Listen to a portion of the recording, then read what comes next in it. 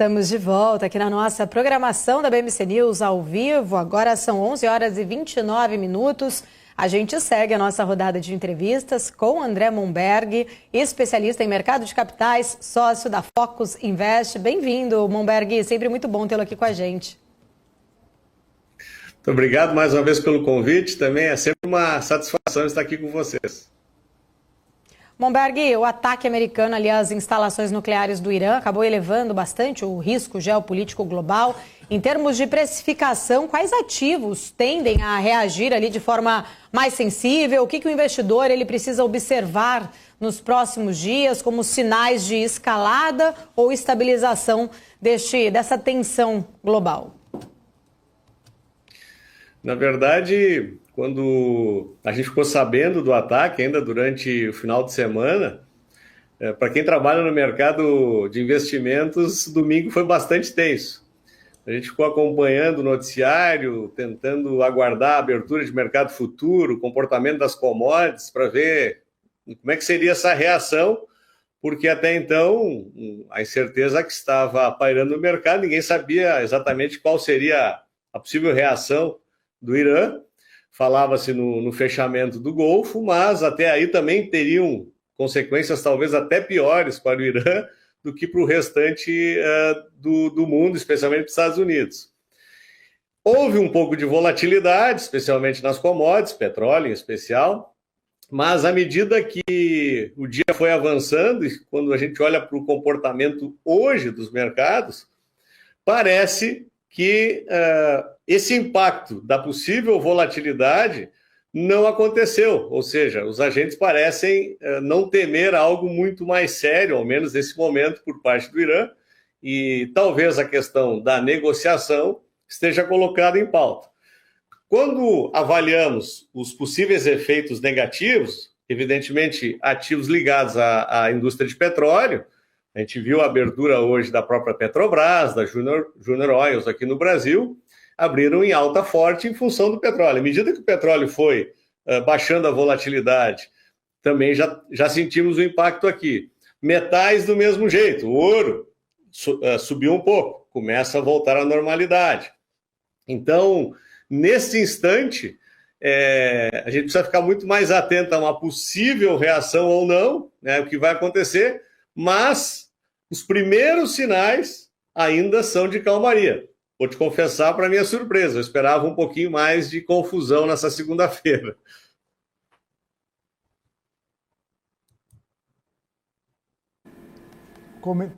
Ter a sua participação e a sua análise aqui. Você comentou, né, esse cenário de petróleo, você falou do mercado. Aí a gente pensa, né, do ponto de vista global, o que esse conflito pode mudar de comportamento até dos fundos internacionais. A gente pode ver essa migração para ativos mais defensivos, reprecificação das commodities, como uma nova alocação tática. A gente que vinha falando de um cenário de dólar mais enfraquecido, a gente vinha falando por conta de tarifa, por conta de reavaliação de carteiras, agora busca por proteção. Como que você avalia essa nova dinâmica ou essa possível nova dinâmica?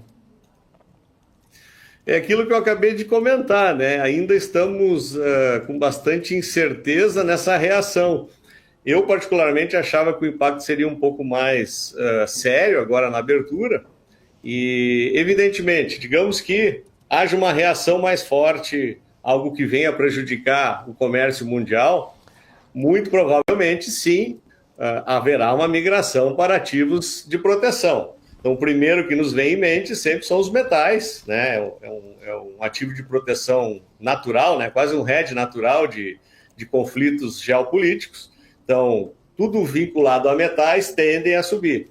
Tinha-se uma expectativa em relação às criptomoedas, especialmente o Bitcoin, se poderia ser uma reserva de valor nesse momento.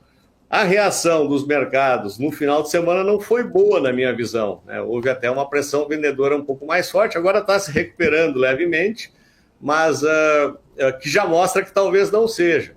E, evidentemente, por mais que o dólar esteja enfraquecido, dificilmente ele sairá de ser aquele porto seguro do mundo inteiro. Então, talvez também haja uma migração novamente para moeda forte. Mas, no entanto, sinceramente, nesse momento, não me parece que vai acontecer nada nessa direção ainda, tá, Felipe? Ô André, olhando então para o nosso mercado, né? Porque a gente tinha grandes expectativas, ou ainda mantém algumas expectativas. Falamos aqui bastante de reprecificações, de fluxo estrangeiro vindo para cá.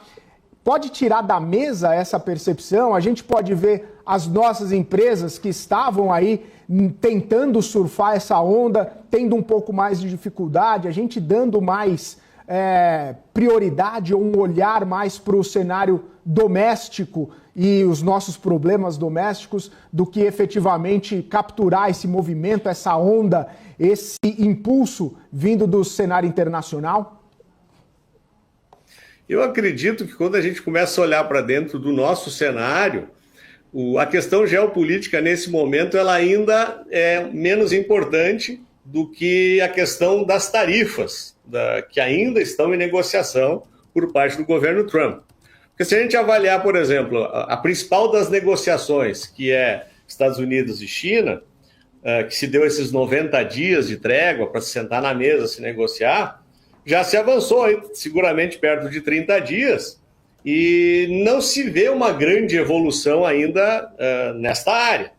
Então, nós precisamos aguardar um pouco como será a movimentação desse tabuleiro em relação à questão do tarifaço, porque esse sim, sem dúvida alguma, tende a nos deixar melhor posicionado nesse cenário. Então, por esse viés, eu acredito que ainda não haja a saída, né? Nós vamos continuar recebendo aquele fluxo que iniciou-se há uns 60 dias atrás e ele permanece. Agora, quando a gente olha para o aspecto doméstico, a gente tem algumas implicações que acabam atrapalhando um pouquinho. A própria decisão em relação ao IOF, isso causou um certo desconforto, mesmo que o governo tenha voltado atrás em relação à questão de remessa, mostrou novamente que a gente pode ter inseguranças jurídicas. E ninguém gosta disso, né? O dinheiro, ele não tem ideologia, ele olha, começa a ficar mais perigoso nesse cenário aqui. Isso é um detalhe que pode atrapalhar um pouco. Mas, à medida que vai se avançando na decisão, especialmente na discussão em relação ao que vai acontecer lá no Congresso, e se for especialmente removida a questão do IOF, eu acredito que até a questão local também não atrapalhe mais. Então, resumindo, eu ainda acredito que o fluxo vai continuar vindo para cá e vai continuar impulsionando a possibilidade do nosso mercado de renda variável. Ô André, e nesse cenário pós-Copom, né, como que os investidores também reagem, né, com esse juro mais alto? Se esperava até que a gente pudesse ter chegado no fim do ciclo de aperto monetário, o Banco Central foi lá, fez aquele último reajuste e até mudou a conversa, né? Falou, ao invés de vai ficar alto por muito tempo, vai ficar contracionista por bastante tempo, né? Colocando ali a percepção de que 15 ficou e vai ficar até o ano que vem, né? Sem possibilidade de queda de juros nesse ano. Na percepção, né? A gente sabe que o juro alto acaba até atraindo o carry trade, a gente sabe de algumas movimentações, mas como que você percebe essa nova configuração, né? Diante desse último ajuste, desse último aperto? A gente pode ter algum outro tipo de comportamento, busca por outros ativos que acabam se favorecendo nesse ambiente? Como que está a sua visão aí para o mercado nesse pós-Copom? Sem dúvida nenhuma, Felipe, esse aumento ele acaba sendo ruim para ativos de renda variável. Especialmente porque o mercado, em certa medida, já estava aceitando a possibilidade de pararmos nos 14,75, porque se olhássemos para o comportamento do juro futuro, ele já precificava a possibilidade da retomada da baixa da taxa de juros, possivelmente no primeiro trimestre de 2026. E isso, sem dúvida alguma, acabava atraindo mais para o mercado de renda variável. A partir do momento que o Banco Central coloca mais um aumento, eleva para 15, e no seu comunicado ele diz, olha, talvez fique ainda por mais tempo, quando a gente olha o comportamento de novo lá do juro futuro, ele já não precifica mais essa baixa. Então, possivelmente, a gente vai estender quase que para o primeiro semestre de 2026 ainda essa taxa de juros muito alta. Isso acaba, novamente, mantendo o dinheiro na renda fixa. Por quê? Porque são taxas extremamente atraentes. Então, para quem tem disponibilidade de investimento, é sempre aquela pergunta, né? Quando eu consigo ter 15% sem tomar risco algum, por que eu vou colocar no risco? E sem a perspectiva de enxergar essa baixa, então a renda fixa certamente vai continuar recebendo a migração desse recurso. E outro elemento que acaba sendo bastante ruim é que você precisa mexer novamente no valuation de algumas companhias, especialmente ligadas a cíclicos domésticos. Por quê? Porque o funding fica mais caro e quando você traz para valor presente, elas valem menos. Então, novamente, se tem uma reprecificação desses ativos para baixo. A gente já viu nos últimos 2, 3 pregões o que aconteceu com esses ativos. Então, hoje, para a renda fixa, cenário maravilhoso. Para a renda variável, fica-se novamente com aquele pezinho atrás. E até para os agentes econômicos, eu conversava na sexta-feira mesmo, eu estava conversando com um gestor de um fundo FEDIC, que são esses fundos que compram créditos no mercado. E ele estava me contando que, neste momento, por exemplo, à medida que sobe o juro a 15, geralmente ele precisa se financiar a 120%, 125% do CDI, que é quanto ele precisa pagar para captar dinheiro para o fundo. Só que ele não consegue emprestar a muito mais do que 160%, 170% do CDI, por 2 motivos. Primeiro, porque o cliente não aceita pagar mais que isso. Segundo, se ele força muito a barra nessa valoração de taxa para o seu cliente, ele aumenta drasticamente o risco em relação à inadimplência.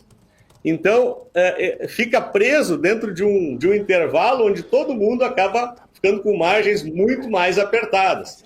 Então, taxa de juros nesse patamar, só quem tem disponibilidade como aplicador é que acaba se beneficiando. O resto, Felipe, é problema. Mumberger, temos expectativa aí para a ata, né, esta semana. Na tua leitura, tem alguma coisa ali que, de certa forma, pode acabar surpreendendo, né? O que trouxer aí algum fato específico nesta ata pode acabar, de alguma forma, trazer algum tipo de surpresa para o mercado? Acredito que não, Paula. Eu acho que o que mais relevante já foi posto no comunicado. Então, que seria a possível parada nos 15%, mas a extensão do tempo por um período um pouco mais longo. Então, acho que essas duas são as informações mais relevantes em relação a... E nem a questão do fiscal? Nem aquela questão, talvez, do fiscal. Eu vi que muita gente falou que o fiscal não foi, talvez, ali muito claro, né? Não ficou muito claro no comunicado. Sim, mas aí o fiscal depende menos do Banco Central, né? Eles colocam muito mais como um alerta ou um cuidado que o governo precisa ter em relação a isso, porque a ação, nesse momento, está na mão do governo. Então, comunicar isso ou não muda nada em relação ao fato, né? Nós precisamos ter uma atitude do governo em relação ao fiscal, que, por enquanto, a gente não tem visto nada de muito positivo. Pois é, né? Enquanto isso, de certa forma, a gente vai vendo o quanto o crédito, né, acaba sendo penalizando, né? A taxa de juros aí alta, penalizando bastante a economia como um todo, né? Até você estava falando sobre a questão ali dos investimentos em renda fixa, reforçando muito mais a leitura do Brasil ali, né? Ser o país do rentismo, né? Muito mais atrativo você deixar ali um título do Tesouro rendendo do que você investir em empresas, em companhias, fazer aí a economia real, né? Exatamente, porque é uma competição desleal quase em relação a ativos de risco. Porque você tem uma taxa de juros muito alta, de novo, né, sem tomar nenhum risco. Então, é natural que o investidor migre para esse tipo de ativo. A gente não consegue nem condená-lo em relação a isso, né? É um movimento natural e qualquer um que tenha disponibilidade de recursos irá fazê-lo. Então, realmente, é uma taxa que, na minha visão, ela não é benéfica para quase ninguém, né? Então, a economia, então, nem se fala. E eu, particularmente, eu acho que se nós olhássemos do ponto de vista de assimetria, eu acredito que esse aumento de 0,25, o efeito prático dele na questão da política monetária é muito menor do que o efeito psicológico negativo que ele provocou. Porque o mercado já estava entendendo, já estava aceitando aquilo, e colocar para 15, na minha visão, não muda grande coisa, só aumenta o custo de carrego de dívida, aumenta o custo de quem trabalha com dinheiro e acaba trazendo uma percepção de risco maior para quem quer sair da renda variável. Então, o efeito para mim foi muito pior do que o possível benefício de ataque à inflação, que no final das contas é o que se propõe quando se faz um aumento de taxa de juros, né? Finalizar aqui, a minha pergunta, justamente você falou, talvez seja mais psicológico, né, do que efetivamente a taxa de juro impactar no cenário inflacionário, no que efetivamente o Banco Central gostaria de atacar. Mas quando a gente vê uma curva de juros até ligeiramente mais fechada desde a decisão, né, talvez não tenha sido justamente nessa questão da psicologia ou da percepção dos investidores de que tá bom, daqui para frente é só mais para baixo e o Banco Central recobrando credibilidade e recobrando não, né, reafirmando a credibilidade e a tecnicidade? Eu acredito que a questão da credibilidade, Filipe, você tocou num ponto bem importante. Se existisse alguma dúvida ainda em relação ao Galípolo e aos diretores que foram nomeados por Lula, eu acho que nesse quesito agora se dissipou, né? Por quê? Porque foi, em tese, tomada uma decisão técnica e totalmente contrária ao que os agentes do Executivo pregaram, especialmente na época do Campos Neto, né? Que vocês devem lembrar que era o inimigo número 1 do Brasil, quando falava em aumento de taxa de juros. Inclusive, os aumentos já durante o período do Galípolo foram creditados ainda a Campos Neto, que tipo assim, ele já deixou uma bomba relógio armada. Essa era a narrativa por parte do atual governo. A partir de agora, essa decisão, definitivamente, ela não tem mais nada a ver com Campos Neto, né? Então, a partir disso, o aspecto de credibilidade, será que teria algum risco de pressão do Executivo sobre os atuais diretores e tudo mais? Me parece que não. Então, nesse quesito, foi positivo, né? Porque daí o mercado olha, não, o Banco Central realmente continua independente e as pessoas que estão lá estão tomando decisões técnicas. Agora, de novo, né? Eu teria dúvidas em relação ao efeito, novamente, prático na economia, né, em relação ao combate inflacionário e todo o resto, né, que causa um aumento desses, especialmente no custo de carrego da dívida, que se analisarmos friamente, esse aumento praticamente anula toda a expectativa de arrecadação de IOF que o governo tentou no seu decreto, né? Muito bom. André Mumberger, obrigado, viu? Sempre um prazer tê-lo aqui, sempre muito bom poder contar com as suas análises. Até uma próxima, uma ótima semana para você. Eu que agradeço o convite, ótima semana para vocês e até uma próxima oportunidade.